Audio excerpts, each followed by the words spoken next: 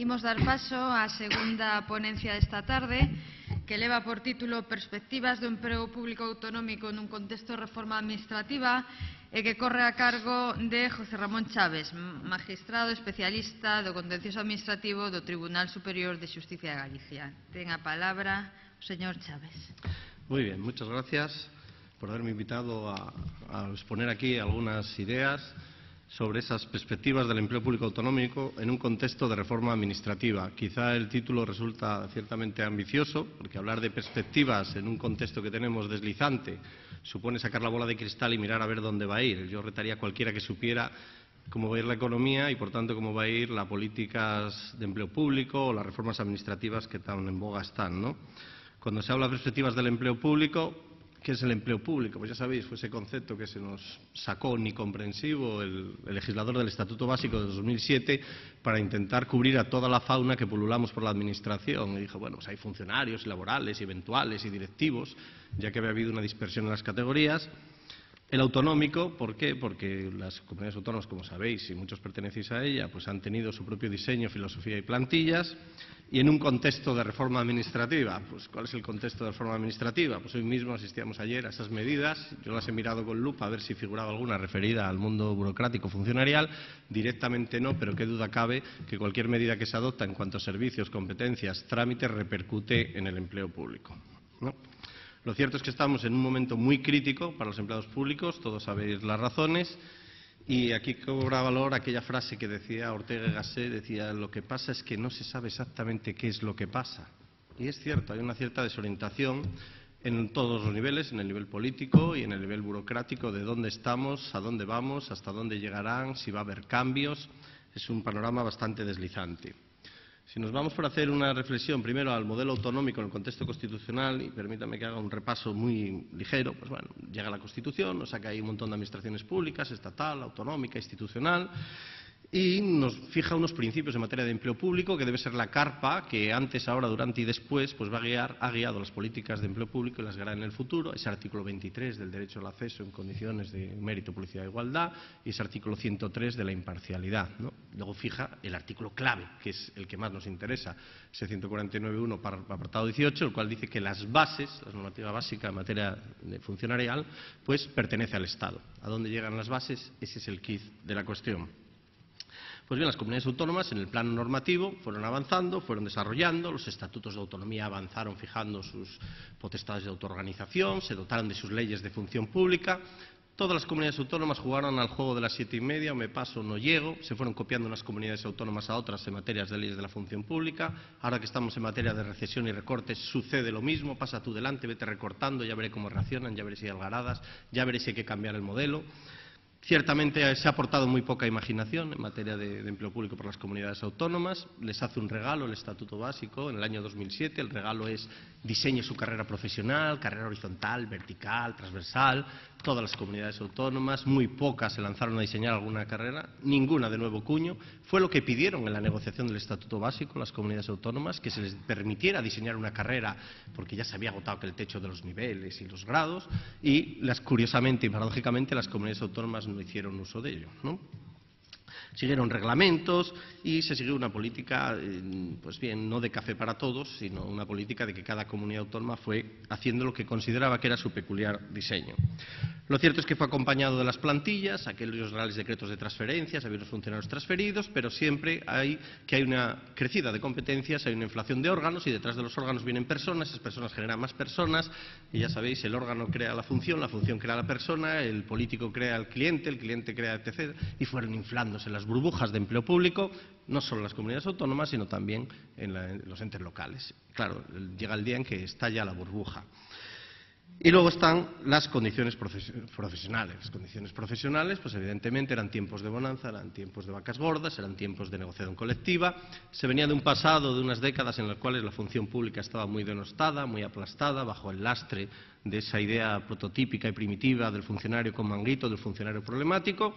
Y lo cierto es que se empezó el avance hacia la negociación, se consiguieron frutos muy legítimos, muy positivos, pero tanto de la parte patronal como de la parte sindical, lo cierto es que en cuanto al marco jurídico hubo épocas en que no importaba mucho, todo se resistía y todo se podía por ambas partes. Yo no me resisto a contar una anécdota en el año 97 en el cual en aquella me llamaron y era de asesor de la patronal de todas las administraciones educativas y universidades, y del otro lado estaban todos los sindicatos, una mesa 21 de un lado, 21 del otro, en Serrano 150, donde está el Ministerio de Educación.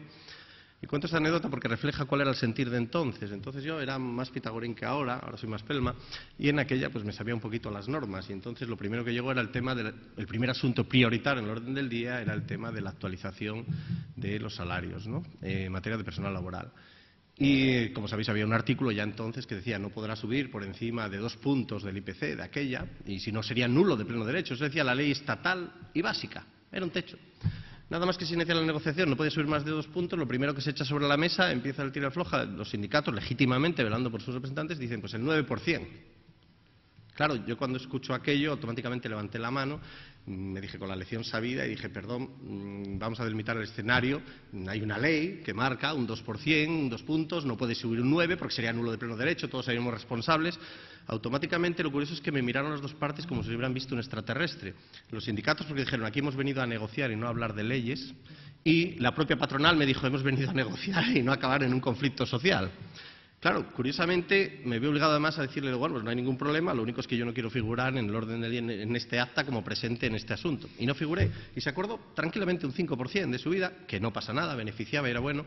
Pero cuento el ejemplo para demostrar cómo no importaba el marco normativo. Eran otros tiempos y daba igual. Ahora sería un anatema, sería causa casi de expulsión. Pero lo pongo para reflejar un poco los tiempos de bonanza, y no solo por los sindicatos, sino por la parte patronal, por la parte empresarial. Era un juego en que valía todo, ¿no? Ahora la economía marca sus reglas.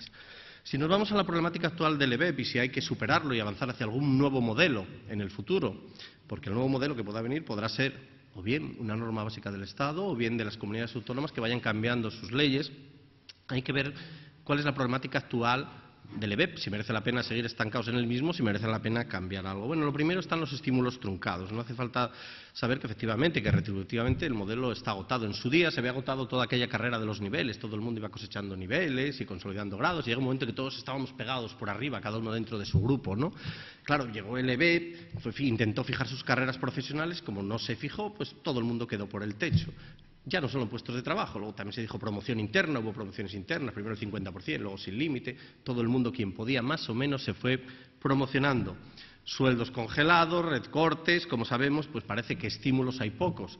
En la crisis económica, evidentemente, los sindicatos están muy debilitados, lógicamente, porque no se puede pedir mucho cuando las arcas están como están.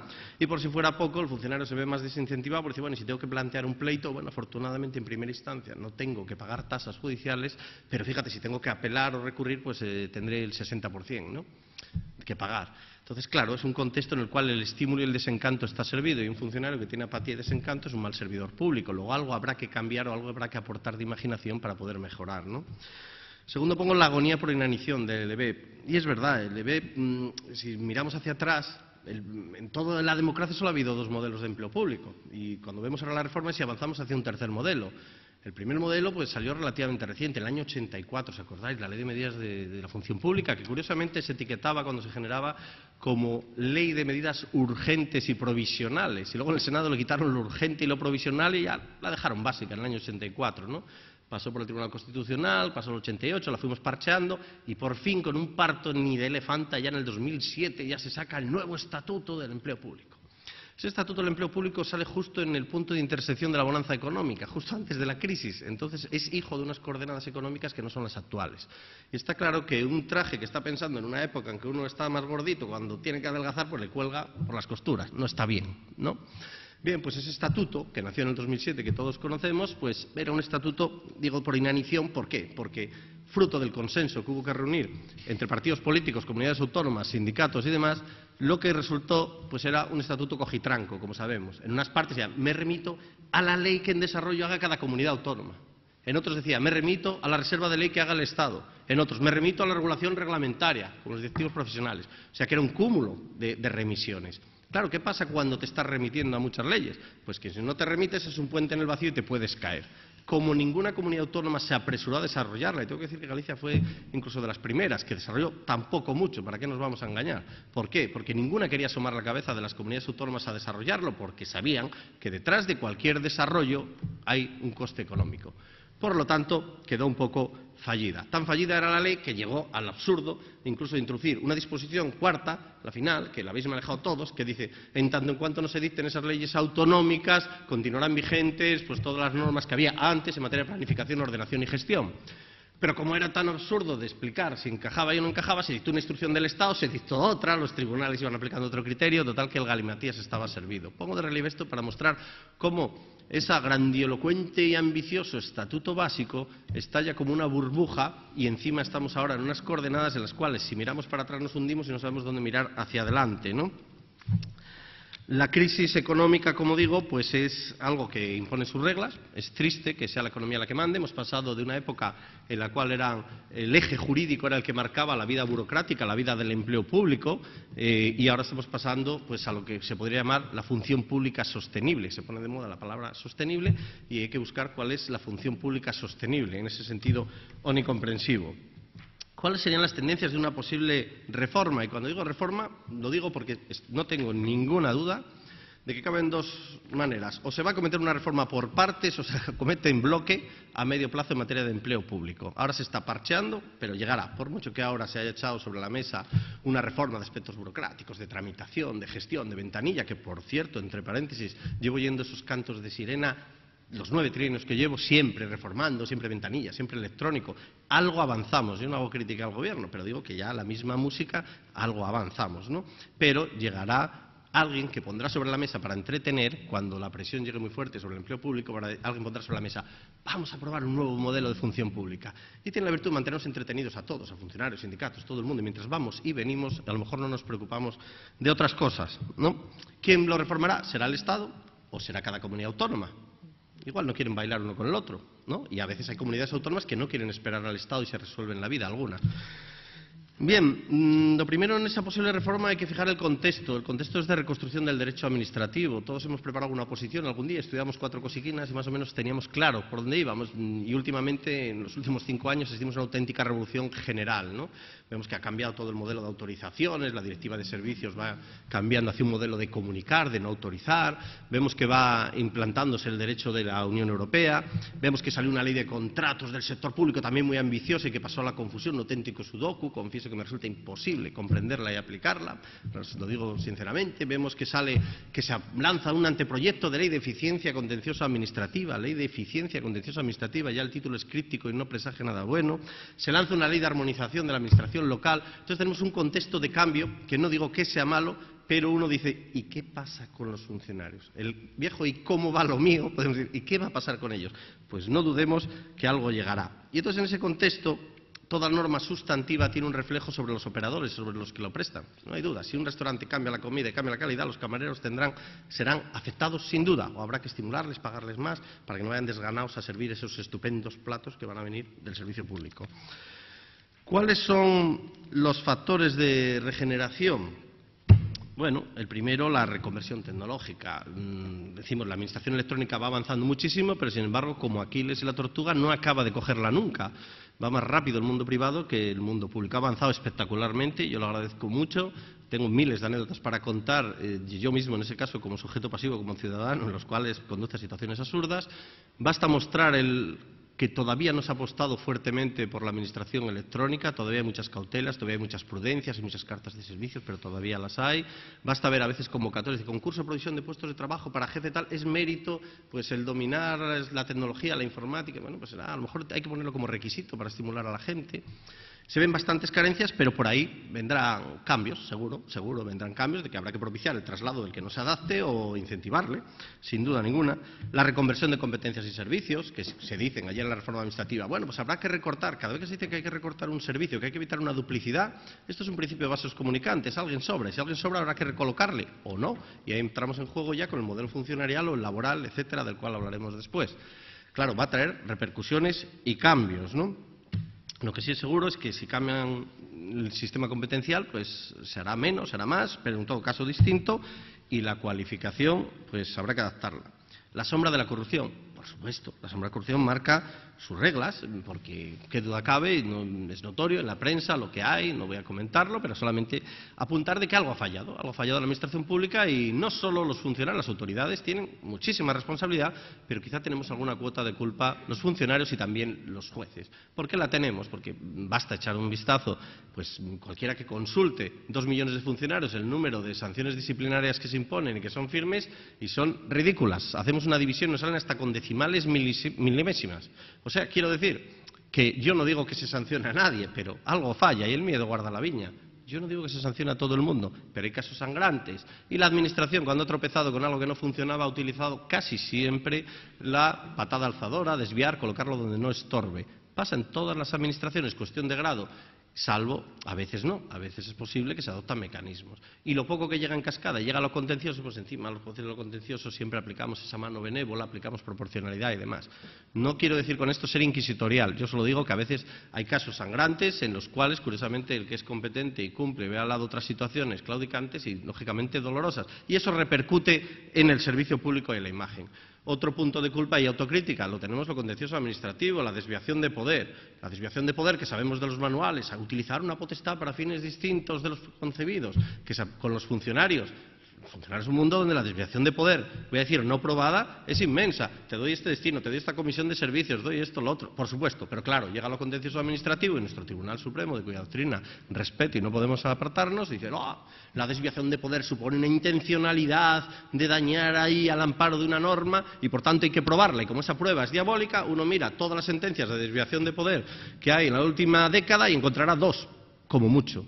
Y entonces, ¿cuál es la paradoja? La paradoja es que te encuentras ahí con autos y situaciones en los cuales hay desviación de poder y tienes que aplicar ingenio para intentar resolver el problema sin declarar que está aprobada la desviación de poder, cuando a veces, como se suele decir, y perdóname la palabra coloquial, el cuerpo te pide decir, mire, esto es una ignominia, es un atropello del alcalde, del consejero, el que corresponda. Y con eso no contribuimos a mejorar la función pública. Entonces, alguien tendrá que cambiar este modelo en el cual hay esa impunidad. ¿Y quien dice desviación de poder? Damos un salto cualitativo y vemos que la situación de mobbing, pues que se pone de reforma, nos gusta mucho el importar nuevas palabras y ponerle al monstruo nombre, porque ya lo controlamos. ¿Y qué sucede? Pues el mobbing existe en la administración, pero muchísimo, y hay administraciones en que esté más y otras menos, y es difícil ponerle nombre, difícil de probar. Pero existen más incluso que en las empresas privadas, más curiosamente. Allí donde hay jerarquía hay prepotencia, donde hay prepotencia hay políticos, hay vendetas, y donde hay vendetas pues hay un mobbing sectorial. No, las cuentas salen. El trabajo a domicilio, por Dios, esa es la cuenta pendiente. Si hay alguna reforma en el futuro hay que avanzar en eso. Uno va a Alemania, a Estados Unidos y allí con naturalidad se trabaja en domicilio. ¿Qué pasa en España? España es el paraíso del buscón, del pícaro, de la leyenda negra. No hay confianza. El funcionario en casa va a estar tocándose la barriga. Pues hombre, habrá que buscar algo de confiar, hombre, que ya somos mayorcitos, yo creo. ¿Por qué vamos a obligar a una persona a venir a trabajar, a estar allí? Habrá determinados puestos que tendrán que estar, pero alguna vez habrá que dar el paso y alguien se acordará dentro de 10 años y dirá, aquel chico tenía razón cuando lo decía y hemos avanzado. Pero no, ahora hay mucho sentido militar y como soy el jefe quiero tener presente al de abajo y al otro el de allí, recibirlo y verlo. Yo creo que esa dinámica habrá que romperla. Y ahora esto lo hago con perspectiva de futuro, que es de lo que se trata, de tormenta de ideas para una eventual reforma. Siempre en todos los planes se dice hay que propiciar esa situación, pero no es así. Día a día vamos a ir los funcionaritos allí, con su coche, lo aparca, sube, trabaja, va, saluda, tiene su problema, se busca su baja ficticia para quedarse a cuidar al niño en vez de estar en casa, porque había que controlar por resultado. Por resultado, esa es la clave. Me gusta soñar un poco, como veis. Si nos vamos, cuestiones técnicas de la reforma. Bueno, la Constitución y el derecho comunitario. No podemos quedarnos atascados en decir, bueno, pues vamos a hacer un modelo de empleo público el que me gustaría diseñar. No hay que perder de vista, por supuesto, la Constitución. Lo que pasa es que la Constitución es un objetivo deslizante, porque el Tribunal Constitucional pues va en cizaja a veces. Y bueno, yo nunca critico a los órganos judiciales, pero al Tribunal Constitucional, que es mixto, político y jurisdiccional, pues nos tiene sorprendidos. Entonces, por ejemplo, al empleo público, mezclando el derecho comunitario con el constitucional, todos conocéis la polémica sobre el reconocimiento de los trienios a los interinos. Se cansaba el Tribunal de Justicia, la Unión Europea, de decir que no tiene que haber discriminación entre personal temporal y personal indefinido porque la antigüedad es la misma, luego de tener idéntica retribución. Los tribunales dijeron que no, y el Constitucional dijo que no, que el derecho comunitario no entraba en la puerta, que su canon de enjuiciamiento era la Constitución y que no consideraría al derecho comunitario. Detrás que había soberbia, no había otra palabra, soberbia, y no lo aplicó. Ahora ya sí, ahora ya empieza a romper aguas el Constitucional y decir, bueno, voy a tomar en cuenta un poco lo que dice la Unión Europea. Y nos encontramos con un divorcio, unos tribunales que seguían lo que decía el Constitucional y no reconocer los trienios a los interinos, y un tribunal de la Unión Europea que sí lo reconocía y algunos jueces. Bueno, al final se venció el muro y al final se fue reconociendo. Lo digo como un ejemplo de que hay que tener miras abiertas, pensar que la Unión Europea está para algo, marca una tendencia, marca un uniformado, y si queremos ser uniformes con Europa será para lo malo y para lo bueno. Y la función pública no va a ser ajena. Pensemos que la Unión Europea no entra, como todos sabemos, en potestades de autoorganización y de autoridad, pero sí entra en las condiciones de los trabajadores. Y además el derecho comunitario toma en cuenta un concepto de trabajador amplísimo. No es, como es administración pública. No es administración pública. Usted trabaja por cuenta ajena y tan trabajador es el empleador público como el privado para el derecho comunitario. Los vasos comunicantes de las bases. Vamos a ver, si yo fuera el legislador del Estado y tuviera que aprobar una reforma, me plantearía, aprobaría una ley de armonización. Quizás sería, esto ya sí es el mundo de las ideas, ¿eh?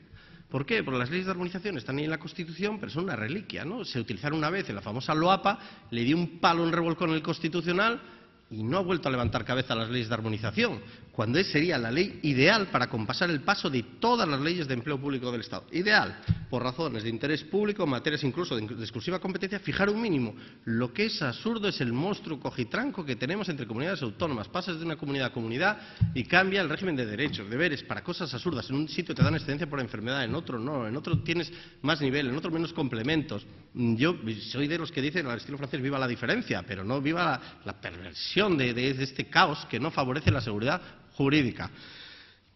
Bien, digo los vasos comunicantes de las bases porque la segunda alternativa, la primera sería la ley de armonización y la segunda sería apliquemos ese 149.1.18 que dice fijemos las bases. Bueno, el Estado podría hacerlo, pero claro, las bases pueden ser de mínimos, las bases mínimas, y entregar el poder a las comunidades autónomas, posición cómoda del Estado, o de máximos, el Estado que considere que lo básico es esto y dejar muy poco espacio. Ahí entra en juego la negociación política, pero evidentemente es un factor de suma importancia el determinar qué es lo básico. ¿Qué sucede? Que lo básico se escapa de las manos. A veces se determina en la fontanería de la negociación política que algo es básico, pero como el Tribunal Constitucional nos ha dicho que lo básico no es lo que formalmente se dice básico, sino lo que materialmente se revela como básico, al final acabamos donde no queremos, ¿no? Yo esto lo pongo, la perspectiva que estoy haciendo de la ponencia es un poco patológica y de diagnóstico, porque claro, para decir que todo funciona bien, pues sobramos. Entonces hay que hablar un poquito de la realidad, de lo que hay y hacia dónde debería avanzarse. La negociación política, sindical y técnica, ¿no? En una reforma, pues hombre, pues claro, cuando va en una reforma, pues no es una materia inocua regular el mundo burocrático y de empleados públicos, y por supuesto que ahí influye mucho la ideología subyacente de conservadores o progresistas. No voy a entrar en eso, pero evidentemente dejan su huella o su sesgo en cualquier regulación que se adopte. Los hay que optan por un modelo laboralizante y otros más de funcionarios, depende. El sindical, ¿no? La negociación sindical, pues los sindicatos han cumplido un papel valiosísimo a favor del empleado público. Yo en eso soy un converso, pero digo converso porque antes estaba de otro lado empresarial, pero reconozco que ahora están en mala época. ¿Por qué? Pues porque han dado la vuelta a la esquina, ¿no? ¿Recordáis el punto álgido que tuvieron los sindicatos, que fue el punto estelar de la negociación de vacas gordas? Fue cuando se había pactado aquel incremento de retribuciones, salió una ley del Estado que dijo que no podían subir por encima de esas retribuciones y la Audiencia Nacional salió diciendo que prevalecía el pacto negociado con los sindicatos sobre la ley del Estado, lo cual llevó a plantear un recurso al Supremo de ver si podía tener prevalencia un pacto negociado estatal entre los dos sindicatos mayoritarios sobre la ley. Ese fue el Rubicón, porque ahí ya dijo el Tribunal Supremo que no podía prevalecer sobre el legislador. De ahí para acá pues ha ido bajando y recortando. La técnica, la negociación técnica, pues claro que tiene una dimensión técnica. Si se afronta una reforma, ni todo políticos ni todo técnicos, ni queremos leyes de burócratas que no sabemos dónde nos llevan. Y si alguien ha visto el EBEP, ha habido comisiones por activa y por pasiva, gente preparadísima y majísima, pero la resultante pues sale impronosticable, y si es solo de políticos, que Dios nos pille confesados, ¿no? Entonces, claro, al final hacemos una composición de una comisión. El resultado es que a veces las leyes tienen una defectuosísima técnica legislativa. Si alguien coge el EBEP, pues se encuentra con muchísimos engendros, de verdad, ¿eh? Se encuentra con expresiones como dice esa de hasta que se desarrolle, se aplicará la legislación laboral en lo que proceda. Son fórmulas críticas para salir del paso. Y yo creo que si hay que cambiar la reforma del empleo público, pues hay que ser serio porque las palabras no son inocentes. Lo que sucede es que el legislador, y lo digo en la práctica porque yo he estado en negociaciones y bastante cerca donde se cuece el poder, cuando hay un tema conflictivo en el empleo público no cabe duda de que hay áreas de tensiones, lo mejor es hacer una fórmula genérica o incluso dejarlo deliberadamente, ya lo resolverán los tribunales, ya lo resolverán. ¿Cuántas veces yo me he lamentado de este tribunal y he dicho, pero con lo fácil que hubiera sido este tema, en vez de pasarnos la patata caliente, un reglamento, una modificación, se dispara de decreto ley muy fácilmente para otras cosas? Pues entonces evitemos 8.000 pleitos iguales en el Estado, apruébese un decreto ley, solo para aclarar la interpretación. En materia de pactos sindicales, si hay una comisión paritaria, si hay una comisión de seguimiento para interpretar. No, no queremos, queremos que lo diga el juez, jugamos a la ruleta y con un poco de suerte le da la razón a uno u otro. Luego solo están contentos al que le favorece. Claro, entonces la técnica legislativa importa y mucho. Por ejemplo, hay un caso paradigmático, no sé si tienen noticia, pero ya está en el aire, que demuestra la imprevisión del legislador en temas cruciales. Por ejemplo, en materia disciplinaria, cada comunidad autónoma ha ido desarrollando, algunas han entrado a desarrollarlo, y donde no lo desarrollaban el régimen disciplinario, aplicaban el régimen disciplinario de funcionarios del Estado, el viejo reglamento de funcionarios del Estado. Como el EBEP dijo que en materia disciplinaria había reserva de ley, y pues hubo tribunales, concretamente el de Valencia, que dijo, pues como no se ha aprobado la ley, considero inaplicable el reglamento y se cargó el reglamento disciplinario del Estado en vocación supletoria. Con lo cual, todas las faltas leves y graves que hay en Valencia, pues están en el limbo. Hay un recurso de casación ante el Tribunal Supremo en interés de ley, porque ha desaparecido el reglamento disciplinario del Estado. Fijaros, ya no digo las faltas muy graves que están en la ley, en el EBEP, porque el EBEP, si os fijáis, solo regula las muy graves. Es que se ha cargado las graves y las leves. Y entonces el recurso de ley está ante el Tribunal Supremo, pero está en el Tribunal Supremo a paso cansino y mientras tanto los pleitos se producen. ¿Por qué se pasa eso? Por la deficiente técnica del legislador.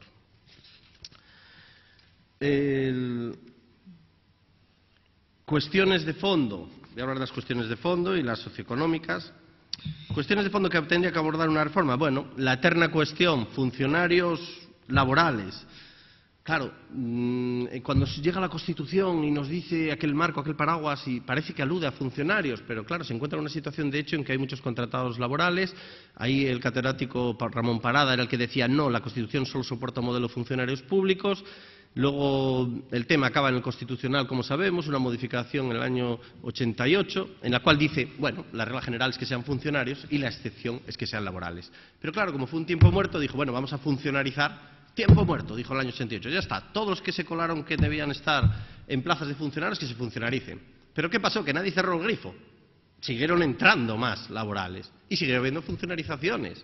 Y entonces la bola y el cacao que hay es tremendo. ¿Por qué? Pues que tenemos ya tres figuras, los funcionarios de toda la vida, los laborales que se han funcionarizado y los laborales. Los funcionarios que se aplica al derecho administrativo, que tiene unos principios que juegan en favor de la potestad de autoorganización, de la plena disponibilidad para el empleador, y los laborales que, en cambio, juegan al principio de igualdad entre empresario y trabajador. El derecho administrativo se va a la jurisdicción contencioso administrativa, que sabéis que siempre se dice una leyenda negra de que es un principio pro administración, y la jurisdicción social, que siempre es un principio pro operario. Y así nos encontramos con dos empleados públicos, utilizando el genérico, trabajando en el mismo puesto, uno funcionario y uno laboral, distintos regímenes de retribuciones, acceso. Yo me parece una distorsión y alguien en su día tendrá que torear esto y sacarlo. Claro, pero ¿cómo lo va a torear? Pues me temo que lo va a torear como se hace siempre. Me encuentro con este escenario, café para todos, disposición transitoria, que se cuele todo el mundo y ya lo arreglaremos, ¿no? Esto lo explicaba una vez Unamuno, me acabo de acordar, en el discurso cuando ingresó Miguel de Unamuno, que fue rector de Salamanca, ingresó en la Real Academia de Jurisprudencia en 1917, hizo un discurso y se refería a la universidad, pero yo creo que es trasladable a todo el mundo del empleo público. Dice, es que esta universidad, fijaros lo que os digo, 1917, demos marcha atrás en tiempo. Dice, esta universidad nuestra es fruto del fenómeno de las puertas falsas. Y las puertas falsas es lo siguiente. Hay una serie de catedráticos que acceden con sus pruebas y demás, y están ahí, y hay unos contratados, temporales, becarios, ayudantes que están empujando a las puertas. Queremos pasar, queremos ser catedráticos, queremos ser titulares, y las puertas aguantan. No, somos nosotros los que estamos aquí. Claro, dice Unamuno, y si llega un momento que se forma una bola empujando, se abren las puertas, se aplica una disposición transitoria, se cuelan todos, se vuelve a cerrar hasta que se forma otra bola. Y eso tristemente es trasladable al mundo de la administración, porque a veces pasa, a veces es cuestión de número. Una cifra crítica y a partir de cierta cifra las cosas prosperan. La cuestión de los eventuales y libres designaciones. ¿Qué voy a decir? Pues hombre, pues ¿qué eventuales tiene que haber? Pues alguno tendrá que haber. Pero los tiempos, alguien tendrá algún día, los tiempos cambiarán y habrá que avanzar en la senda que se está avanzando en la Administración local en el proyecto de reforma, que es limitar el número de eventuales, como sabéis, en los ayuntamientos en función de los presupuestos o de la población del municipio, que es a lo que habría que haber llegado, y no esa expansión que ha habido, porque el problema que viene un eventual, que es asesoramiento y confianza, es que detrás de esas funciones van las directivas en la sombra, que no debería tener, pero claro, si es alguien que nombra, el alcalde nombra un eventual, vamos a utilizar otra administración, que no es la autonómica, el alcalde nombra un eventual, le dice que supervise unas jefaturas de servicio, hombre, algún peso tiene, porque además, si eso lo unimos a que el complemento específico, la productividad, la decide quien nombra ese eventual, pues oye, ya parece que suavizamos un poco el tema, ¿no? Entonces, lo de los eventuales habrá que lidiarlo algún día.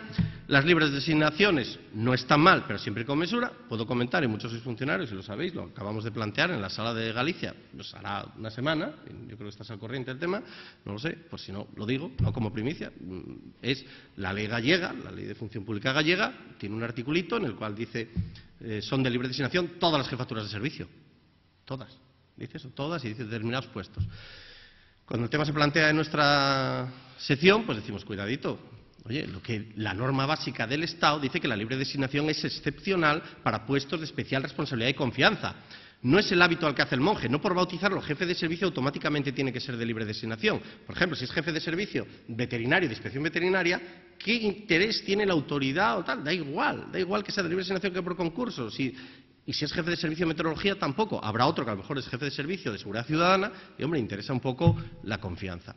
Bien, pues hemos planteado una cuestión de inconstitucionalidad y está para ahí arriba, en el Constitucional, sobre ese punto, ahora mismo, a tiempo real. No digo ningún secreto porque es real, está ahí tomado, pero lo digo como un ejemplo vivo, real e inmediato de la situación que se está planteando. Sobre las libres designaciones, fijaros el camino por dónde va. En la administración local, si alguien se leyó el proyecto de reforma, mete una innovación curiosísima, pero fijaros la poca fuerza del legislador. La administración local, claro, tiene su interventor y tiene su secretario. O sea, ¿sabéis? Se abrió la puerta cuando empezaron a decir los secretarios son de libre designación. Claro, hay secretarios muy profesionales, de habilitación nacional muy buenos, y los hay, oye, que se dejan querer. Y todos los alcaldes descubrieron el truco. No te dejas querer secretario porque eres de carrera, nombra un vicesecretario de libre designación y entonces lo puenteo. Eso se ha repetido hasta la saciedad con los interventores exactamente igual. Claro, se ha dado cuenta el legislador de la administración local, y lo digo porque será una tendencia de reforma casi seguro, y fijaros lo que dice en la administración local, dice: el nombramiento de los interventores y de secretarios de ayuntamiento en el proyecto del régimen local, dice, será de libre designación en aquellos ayuntamientos que tengan cierta entidad de población, grandes ciudades, bueno, y dice, pero, si se les cesa se necesitará informe del Ministerio para el cese. Claro, es una garantía. Es decir, alcalde, no vayas a cesarlo, presidente de la Diputación, no vayas a cesarlo, porque si te hace informes en contra, yo, ministerio, voy a informar. ¿Por qué digo que se queda corto? Hombre, es una garantía, pero el informe no es vinculante, ya es menos garantía. Lo suyo sería dar un paso adelante, pero claro, llega la Federación de Municipios, no nos hagas esto. Pero bueno, algo se ha avanzado y si hay alguna reforma, quizá va a ir en esa dirección. La externalización y la internalización. Bueno, lo de siempre, ya sabéis que hay un fenómeno acordeón. Ahora llega, hay que externalizar, se externaliza y se crean empresas, se dan contratas y demás. Luego ahora hay que volver para adentro, con sistema de repesca, ¿no?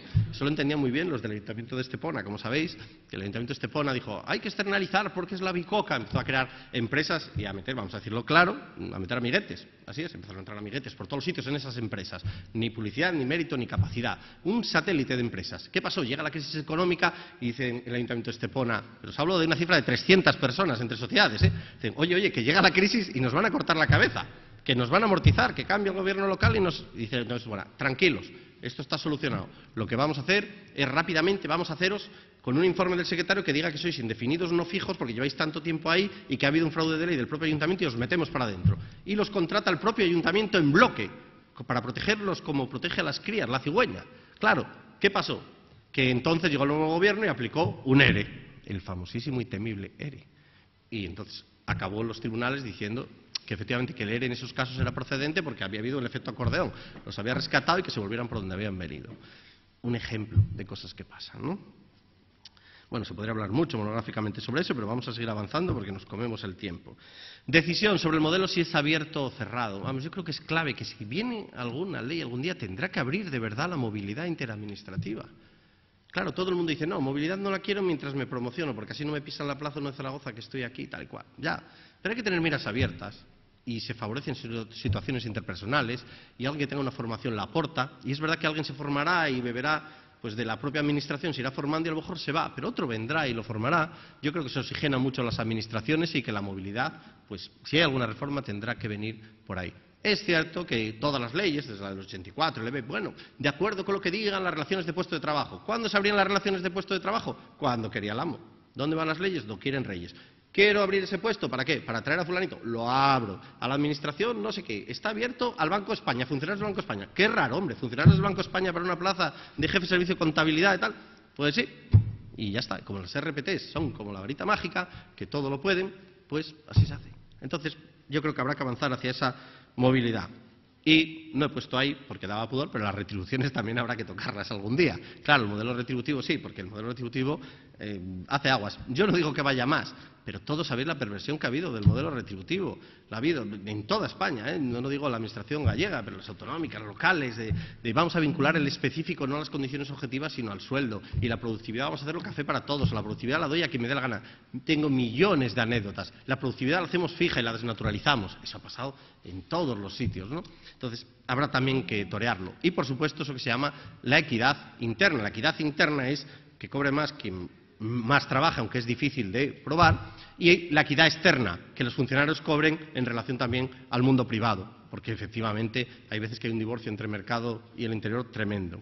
¿Cuál es el telón de fondo socioeconómico? Bueno, las relaciones de puestos de trabajo, como digo, parecen que serán el instrumento o el alternativo que se prevé para poder, sobre el cual debe girar toda política de empleo. ¿Por qué digo eso? Porque al EBEP le pidieron las comunidades autónomas, danos la posibilidad de crear unos instrumentos alternativos a las relaciones de puestos de trabajo que me permitan hacer una carrera administrativa diferente. Se lo dio el EBEP y por eso el EBEP dice RPT o instrumento alternativo. Pero luego nadie diseñó ningún sistema alternativo. Nos hemos quedado todos con la RPT, ese cuadrito de columnas que marca la vida y destino de todos los empleados públicos, su movilidad y su vida profesional, y que encima es un juguete de nosotros los tribunales. Luego hacer autocrítica. Ahora es norma reglamentaria, ahora no lo es, ahora hay que publicarla, ahora sí, ahora tiene recurso de reposición, ahora no lo tiene, ahora cabe impugnación directa, ahora no cabe. Bueno, río revuelto, ganancia de abogados, de jueces y de todo el mundo. Pero quiero decir que algo tendrá que cambiar por ahí. Lo que sí es que en este telón de fondo socioeconómico, si hubiera una reforma, tiene que avanzar a dejar menos espacios abiertos al decisionismo político. ¿A qué me refiero? Alguno que sea ya de mi edad recordará que había el famoso decreto Rejilla, aquel de los niveles que había por los puestos de trabajo.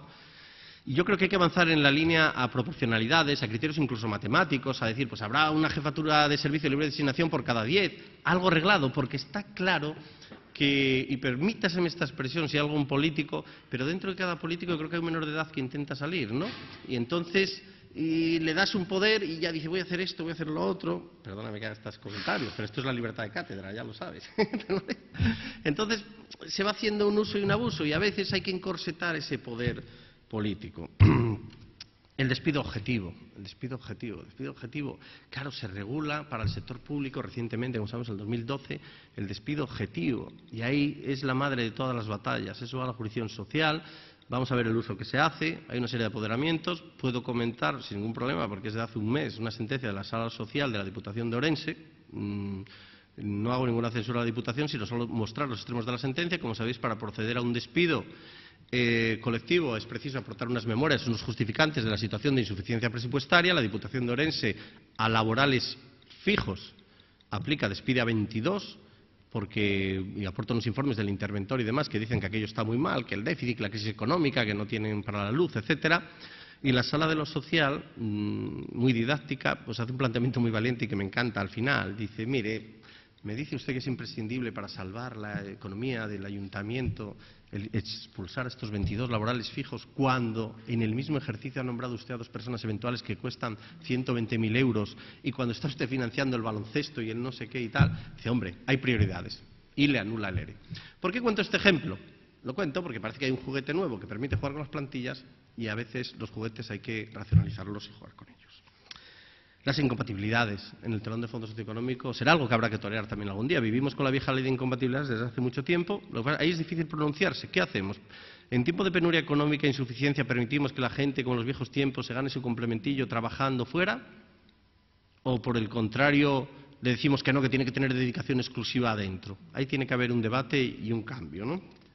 No sé la dirección. Y, por supuesto, las responsabilidades. No todo va a ser a favor de prebendas. Habrá que pedir responsabilidades a funcionarios y autoridades, ¿no? Ahí hay un fósil jurídico en la Ley 3092, el artículo 145.2, yo lo he aplicado en alguna sentencia, que es el famosísimo artículo que dice que cuando la Administración es condenada por responsabilidad administrativa, por deficiente funcionamiento del servicio público, en los casos de dolo o culpa grave de la autoridad o del funcionario, dice, la Administración repetirá, exigirá imperativamente responsabilidad a ese funcionario y que devuelva el dinero. Diréis, ¿de qué me está hablando? Voy a contar un caso real, y se lo puse en Asturias, una sentencia, era un concejal que lo que hace es hace un contrato sin consignación presupuestaria, a la buena de Dios, al final, por enriquecimiento injusto, el contratista quiere cobrar y se condena al ayuntamiento, se le condena a pagar una cantidad. Llega la nueva corporación y dice, ¿cómo se pasó 7 pueblos este concejal que cogió, hizo este contrato, es el responsable, y le pidió al concejal que devolviera el dinero que tuvo que pagar el ayuntamiento por unos muebles que estaban en el ayuntamiento? Y efectivamente, pues hubo que dar la razón, bueno, fue una estimación parcial por otras razones, pero lo cierto es que yo fui muy didáctico en esa sentencia como diciendo, cuidado, no quiero decir que el que rompe paga, porque todos nos equivocamos en la función pública, pero cuando la ley ha querido de forma imperativa, no los casos de culpa leve, no los casos de negligencia, que el derecho administrativo cambia, sino los casos de dolo o culpa grave, y a veces hay sentencias sonrojantes para el funcionario, sonrojantes para el político, en esos casos no debería temblar el pulso y pedir responsabilidad. Y con uno que se fusilara al amanecer, fuera político o funcionario, yo creo que serviría de aviso de navegantes. Porque es muy fácil decir, tira que libras. Yo recuerdo, cuando tenía 23 años y saqué una oposición de aquella, estaba yo de técnico de urbanismo, duré muy poco porque dije, me saco otra posición y huyo, porque lo que vi allí eran las cuevas de Alibaba. En aquel ayuntamiento fui aterrado al mes a ver al secretario general del ayuntamiento, era un veterano, había visto el ayuntamiento de Madrid, y fui aterrado y le dije, uy, que esto es una edificación, que esto es zona verde, que esto no sé qué, no se puede autorizar, esto es una ilegalidad. Yo me veía, vamos, que esto no puede ser. Y me dijo una frase peligrosísima, pero que me quedó grabada. Dijo, José Ramón, tranquilo, tú eres muy joven. Y dice, mira, la casa se hará y puede que alguien lo recurra e irá al contencioso. Y tardará 4 años y marearemos la ejecución y subirá y vendrá. Y para cuando llegue al final, si alguien quiere demolerlo, tú y yo estaremos lejos. Es de una frialdad escalofriante. Pero real. Y yo me di cuenta, dije, Dios mío, ¿qué es esto? Se me rompieron los esquemas. Bueno, luego siguieron muchas cosas, puedo contar muchas anécdotas, pero bueno, esto que he contado es real. Y la frase favorita de ese secretario, que por cierto era muy listo, no hay que negarle, listo en el sentido astuto, decía, aquí nunca pasa nada. Aquí nunca pasa nada. Idea que anida no solo los autores, sino los funcionarios. Es decir, bueno, esto va y viene y aquí no pasa nada. Pues a veces pasan cosas, ¿no? La jurisdicción y la reforma del empleo público ante los tribunales. Bueno, la primera referencia hago al legislador desbocado, es una expresión de García Enterría que tiene toda razón. Siempre se dijo que el derecho administrativo era la legislación motorizada. García Enterría habla de un legislador desbocado, y es verdad, por eso un legislador, muchas leyes, y sobre empleo público, pues, y sobre administración y austeridad y decretos leyes, está perdido, la seguridad jurídica empieza a preocuparnos. La jurisprudencia es oscilante. Pues sí, con tanto juzgado y tanta sala y tanto tribunal, pues siempre hay alguna que da la razón a alguien, siempre es así, ¿no? Y siempre hay un término de comparación, ¿no? Y luego encima no contribuimos a la seguridad jurídica con el diseño que tenemos del sistema de recursos, del juzgado acaba apelación ante la sala, pero ahí murió y ya no puedes ir a ningún sitio. ¿Al Supremo? No, porque solo tienes 2 puentes, si se empieza en la sala acaba en el Supremo. Pero además, como el legislador ha facilitado, entre comillas, esos recursos de una manera que cuesta que pase el asunto de 600.000 euros para poder ir al Supremo y además te lo inadmiten, se acabó la jurisprudencia. Y como además, si encima crees tener la razón, la tengas o no la tengas, tienes que ir al Tribunal Constitucional en el recurso de amparo, te enfrentas posiblemente, como el 97% de los recursos de amparo se plantean, a una inadmisibilidad, pero muy motivada. Te dicen, carece manifiestamente de fundamento. Toma motivación. Con lo cual, creo que algo tendrá que cambiar, porque si se piden obligaciones a los funcionarios y habrá que pedirlas, pues habrá que permitirle también vías de garantías para luchar por sus derechos.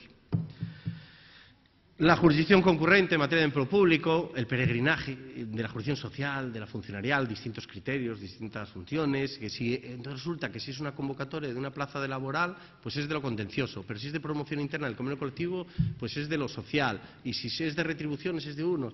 Muchas veces siempre estamos con este juego, ¿no? Ahora lo social se declara incompetente, va a lo contencioso, de uno para allí, y mientras tanto, mientras deciden de quién es, pues cuelga el ahorcado de la cuerda, ¿sabéis?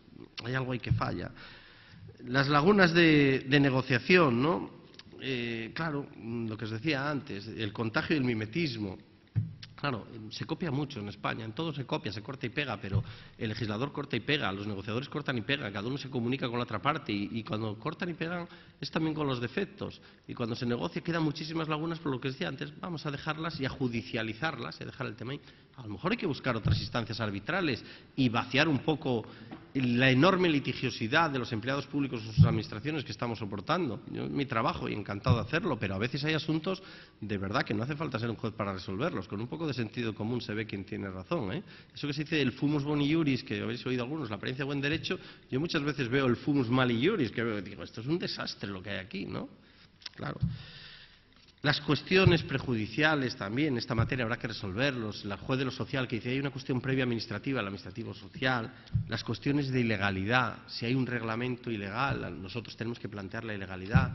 Puedo contar un caso, recuerdo estaba en Asturias, estaba juzgando un caso en el cual en Asturias se ha reconocido luego como cosa pintoresca, no sé si aquí en Galicia, la verdad, la consolidación del grado vinculado al específico. O sea, ya no es el nivel que lo consolide, sino que vas consolidando el específico. Claro, entonces cuando me llegó a mí ese planteamiento, era un sindicato que recurría y demás, y pedía más, y le dije, bueno, yo voy a decir algo, para el micrófono, porque sabéis que se graban las vistas, para el micrófono, yo solo digo una cosa, si esto sigue adelante, a lo mejor recuerdo que la normativa básica del Estado regula el grado y lo vincula solo al nivel y no al específico, y a lo mejor recuerdo que esto es ilegal por contravenir la normativa básica, y a lo mejor planteo la cuestión de ilegalidad, y a lo mejor se va al sumidero todo ese complemento específico de todos los empleados del Principado de Asturias. Automáticamente me dijeron, señoría, ¿podemos desistir? Digo, muy bien, voy a darle al micrófono y si quieren, desistan. Y el micrófono y sale. Y ahora desistimos del litigio. ¿Pero por qué? Porque si no se entera no pasa nada. Claro, ese es el tema. Las cuestiones de inconstitucionalidad, como la que os he comentado, la dispersión de leyes sobre las mismas materias, y es verdad, porque en función del estatuto nos encontramos con leyes para la policía, leyes para los médicos, leyes para los funcionarios generales, leyes de habilitación nacional, legislación autonómica, legislación local, estatal. Hay que poner orden en este caos, ¿no? La reacción frente a la inactividad, porque el problema de las leyes y de las reformas es que se pongan en práctica. Claro, es muy difícil. Si tú lo haces todo agotado todo a nivel legislativo básico del Estado, una ley de armonización o una ley autonómica de nuevo cuño, igual la ley tiene 1000 artículos. Pero claro, si no lo haces y vas dejando delegaciones, reservas de leyes o remitiéndote a reglamentos, el problema es que llega un día y el legislador ya no lo toca, o no se desarrolla, o no se aprueba el reglamento. Y hay mecanismos judiciales para ir contra esa inactividad. ¿Cuál es el problema? Pues que lo contencioso, la inactividad llega a anular, pero nunca condena, porque claro, ¿cómo va un juez a suplantar la potestad política del modelo del legislador, la potestad política del modelo reglamentario? Imposible. Voy avanzando, ¿eh? Los puntos calientes de litigiosidad, muchísimos que se avecinan, y lo que hay que hacer es legislación preventiva. La técnica normativa es un poco difusa, como está así solapado adrede. Bueno, no es adrede, pero aprovecho. ¿Por qué? Porque eso, lo que dicen, será en la medida en que se opongan. Todos hemos visto las leyes. Yo siempre dije, debe haber un tratado de las leyes y su precisión, de que no se abuse de la cláusula más peligrosa que yo he visto en toda ley que diseña y en materia de función pública, que es el sin perjuicio. Cada vez que sale un sin perjuicio, tendrá derecho a 30 días sin perjuicio de lo que diga su legislación. Tendrá derecho a no sé qué sin perjuicio de lo que disponga. Tendrá derecho sin perjuicio. Los sin perjuicio perjudican, porque al final lo que te da con una mano te lo quitan con otra. Yo recuerdo ahora, me acabo de acordar. Había una vez una ordenanza, era un reglamento de régimen interno regulador de los derechos de un ayuntamiento muy grande, de un municipio, grandísimo. Y eran los derechos, y todo estaba bien. Y dijo el secretario, que no era el de antes, este era otro secretario general, ya más tal, dijo el secretario, nada, esto se hace. Y dije, ¿esto lo vais a publicar? Y dice, sí, en el boletín provincial lo publicamos, sí, sí. Y yo iba leyendo y digo, oye, aquí hay cosas fuertes, y vaya permisos, y vaya comisiones de servicio, oye, esto está... Y digo, anda, digo, pero si está aquí la gatera. El último párrafo decía, se aplicará todo lo anterior salvo que el alcalde disponga lo contrario. Entonces, fue la única condición que puso el alcalde. Tú regula lo que quieras, que al final yo meto esto. Claro, ilegal por los 4 costados, pero bueno, sirve para... La normativa básica y la estatutaria, claro, lo de siempre, ¿no? Hasta dónde llega lo básico, dónde llega el estatuto médico, el estatuto docente, el de los policías. Los agravios comparativos entre colectivos. Bueno, eso es, tú juntas dos personas y ya están comparando retribuciones, trabajo y todo lo demás. Multiplican los de distintas tribus, laboral, funcionario, de una categoría superior. Siempre se compara el específico, el nivel, no sé qué, la luz, el despacho, el tamaño, no sé qué. Es terrible, terrible. Yo he conocido en la universidad pública pleitos que han acabado en el Supremo. Todos, sabéis que hay muchas categorías de profesores, y os lo prometo, esto es real.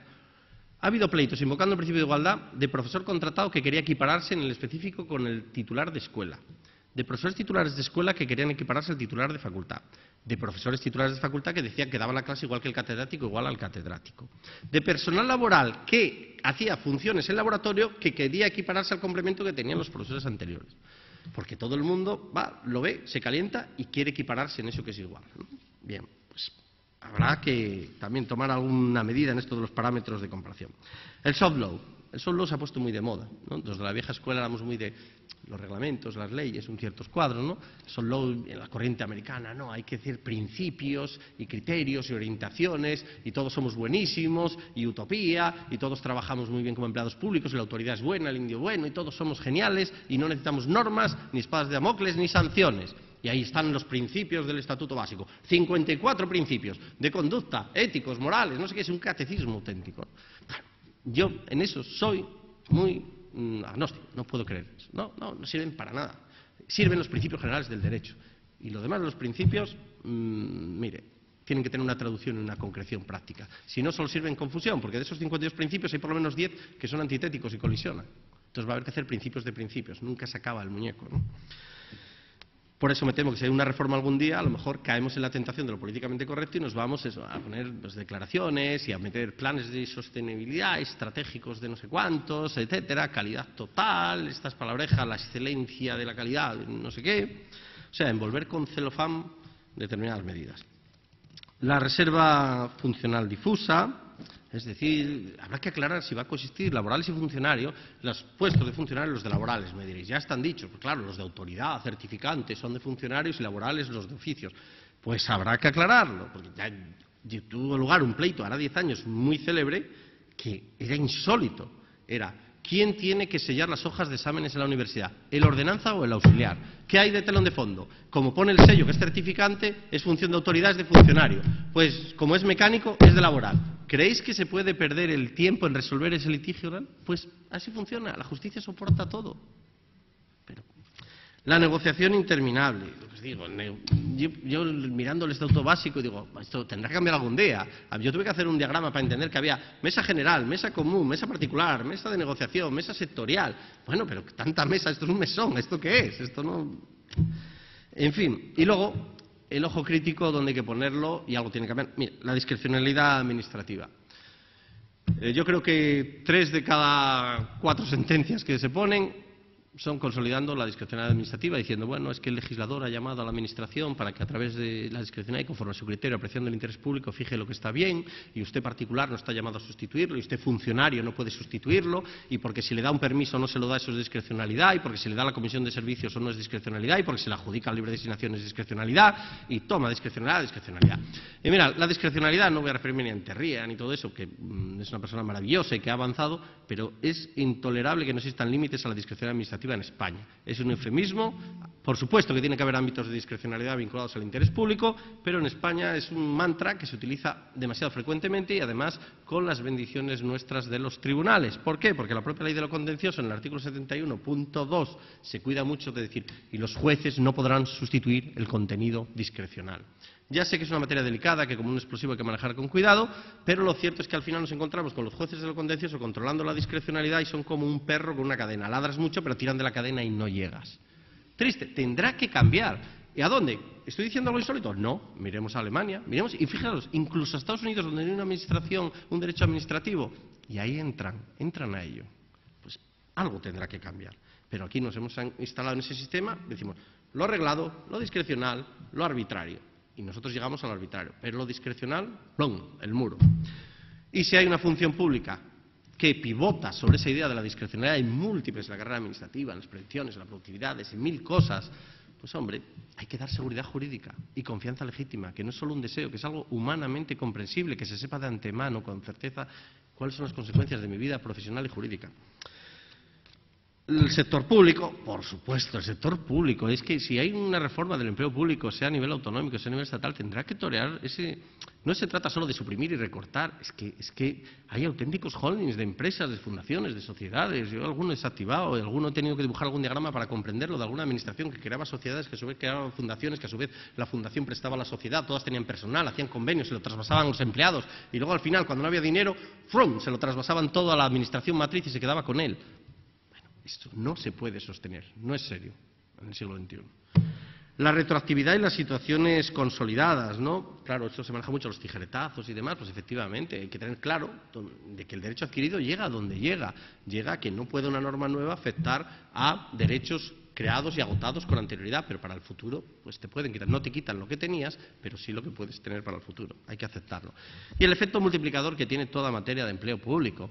No es inocente. Cualquier medida que se adopta en materia de empleos públicos funcionarios se comunica como un reguero de pólvora y siempre hay pleitos y pleitos. De ahí ese incidente de la extensión de efectos que conocemos todos, que hay en lo contencioso, ¿no? Conclusiones, más o menos, genéricas necesariamente, por el ámbito especulativo. Primero, la vinculación entre la imagen y el empleo público. Ya a mí me parece que los funcionarios son la cara visible y la imagen de la función pública. Creo que se ha avanzado muchísimo, pero que hay que hacer mucho hincapié. Cualquier reforma tiene que hacer hincapié en ese extremo, en dignificar y profesionalizar al funcionario, meditar sobre ello mucho y planificar, reconducir el sistema, por lo que he dicho, esta dispersión y este caos, y la técnica legislativa. Y, sobre todo, que nos demos cuenta de que cualquier reforma pues no puede tener siempre el coste cero, como se suele decir. Y con este tormenta de ideas, y disculparme, pero ha mezclado todo, pero meter esto en una hora es difícil, ¿eh? Es como meter guerra y paz en 10 minutos, no es fácil. Sí. Bueno. Gracias, señor Chávez, por su didáctica exposición. Abrimos el turno de preguntas. Si alguien quiere hacer alguna, este es el momento. Seguro que hay muchas preguntas.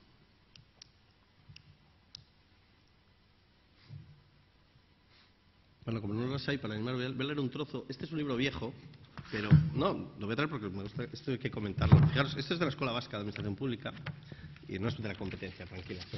Esto es, editó, pero fijaros que tiene actualidad, porque editó un informe de Al Gore. ¿Os acordáis de Al Gore, no? Y fijaros, esto es en el año 93. Entonces hizo un libro, hizo una publicación, es que quiero leeros un párrafo, que es crear una administración pública que funcione mejor y cueste menos. Que funcione mejor y cueste menos. Es del año 93. Pues tiene actualidad, os lo aseguro. Pone 100 medidas de la administración americana. Solo os voy a leer aquí, porque dije, voy a ver una... Y es que a mí me resume muy bien las cosas. Bueno, va diciendo... Un segundito solo. Fijaros, yo leo esto y es que me suena. Fijaros, dice... Uno de los problemas de la burocracia en Estados Unidos es que la gente queda encasillada en categorías rígidas, atrapada por reglamentos, procedimientos y organigramas. El mensaje que los empleados han ido recibiendo a lo largo de los años es el siguiente. No intentes hacer algo nuevo. No intentes cambiar los procedimientos establecidos. No intentes adaptarse a las nuevas circunstancias a las que tu oficina tiene que hacer frente, porque te meterás en un lío si intentas hacer las cosas de forma diferente. Yo leo esto y digo, hombre, no estamos en el túnel del tiempo, ¿no? Luego, fijaros, cita aquí otra frase muy buena, y ya no digo más, pero es muy... Bueno, luego pone medidas que hay que hacer, ¿no? Cita una frase nada menos que de George Washington. Yo cuando la leí digo, anda, pues mira, pues esto es verdad. Y es casi la moraleja de la función pública. Fijaros, dice... Imaginemos dos directores con el mismo número de trabajadores a su cargo. La situación de los trabajadores es idéntica en los dos casos. Ambos madrugan igual y trabajan el mismo número de horas. Los dos son igual de activos, serios y trabajadores. Y, sin embargo, al cabo del año, uno de ellos, sin utilizar medios que no estén al alcance del otro, habrá realizado muchísimo más trabajo. Y eso es verdad, porque cada funcionario hay que sacarle lo mejor que tiene y que aporta algo de sí mismo. Y es verdad, que le dan los mismos medios y alguien trabaja más y otros menos. Bueno, pues este informe, mete por aquí un montón de... Lo recomiendo mucho que lo busquéis porque lo lees y tiene de una utilidad tremenda, ¿eh? Ven, mira, hay una pregunta, qué bien, vamos allá. No hay nada como estimular las preguntas. Hola, boas tardes. Creo que non teño ninguna pregunta. Felicitarte por a túa exposición porque creo que, ao menos eu, recibín tantas respostas directas ou inducidas, que xa casi non me atrevo a facer ningunha pregunta. Pero simplemente vou a decir unha cousa. Desde a túa experiencia, e desde o que nos demostraches aquí, e as relacións que na túa vida profesional... Mira, te ruego por favor una cosa. Leo perfectamente el gallego, pero no lo hablo bien. Soy de Asturias, llevo 2 años aquí, y para darte la respuesta correcta te agradezco si me lo puedes decir, para entenderla bien, si es posible. Non teño problema. Te lo ruego. Como eras del Tribunal Superior de Justicia, presumía que no, me entendías si las leo perfectamente y tenemos un servicio de traducción para tal, pero lo digo por contestarte correctamente y no desviarme. Repito, entonces, felicitarte por tu buena exposición, porque creo que al menos yo he recibido muchísimas respuestas directas y otras muchas inducidas que no me atrevo a hacer ninguna pregunta. Pero quería hacer una reflexión si desde tu profesionalidad y desde tu tiempo, el tiempo que llevas y el análisis que llevas hecho de actos y resoluciones de la Administración, si crees que en la Administración se cumple en muchos supuestos el principio de Peter. ¿El principio de? Peter. El principio de Peter, bueno. El principio de Peter, para los que no estéis familiarizados con él, ya sabéis que es que todo el mundo llega a su nivel de incompetencia. O sea, es muy competente, a lo mejor de jefe de sección, es el hombre más fabuloso y mejor del mundo, le promocionas a jefe de servicio y ahí es un incompetente, porque tu competencia demostrada es en el escalón inferior. Luego, por tanto, luego eres muy bueno ahí, pero si te ascienden, igual ya no eres tan bueno porque no lo has demostrado. Y efectivamente, tengo que decir que el bueno de Peter tiene razón. Igual que Parkinson, cuando alude a la generación de empleados públicos. Es verdad, pero también es verdad que tampoco hay que tener el prejuicio inverso, pensar que alguien que es muy bueno no debe promocionarse por si sale malo. Lo que tiene que tener el sistema son mecanismos para que la gente ascienda, pero mecanismos correctores para si no demuestra lo que vale. Por supuesto, tengo ejemplos, conozco muchísimos, y además he escrito mucho de sociología en ese tema. Bueno, pues yo llevo ya más de 40 años en la Administración. Creo que el segundo o el tercer año que llevaba en la Administración me leí El principio de Peter y a los que sean jóvenes se lo recomiendo como libro de cabecera, al menos durante una semana o 15 días, y no se olvidarán de él. El principio de Peter, hay que decirlo, no solo se aplica en la Administración, vale para cualquier organización empresarial, ¿no? Y por supuesto, y en los bancos sobre todo, ahí es donde se ha dado, ¿no?, el principio de Peter. Alguien que es muy bueno gestionando su cartera y luego le nombran director de la sucursal y comete un desastre. Así de casos. El problema es, insisto, en que la Administración, el que sube no baja. Ese es el problema. No hay reversibilidad. Y entonces hay gente buenísima en la Administración en su puesto, pero igual hay un pequeño porcentaje que no satisface. Y lo peor que te puede tocar en la vida es un jefe que no sepa y no sepa que no sabe. Eso es lo peor.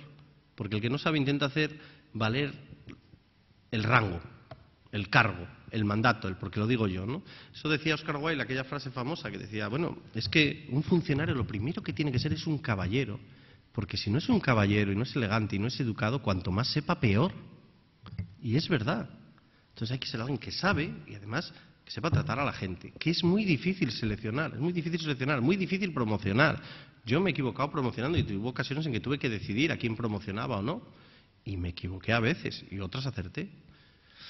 Es muy difícil, pero yo insisto que el tema es, sobre todo, en mecanismos correctores tiene que haber. Pero sí, yo también recomiendo la lectura porque relaja mucho, ¿no?, y da mucho consuelo leerlo. Y de verdad, los de Parkinson, si no lo has leído, te los recomiendo, vamos, los de Parkinson son buenísimos. ¿Alguna pregunta más? Bueno, pues si no hay otra pregunta, terminamos con esto la sesión de hoy y la reanudamos mañana a las 10 de la mañana. Muchas gracias.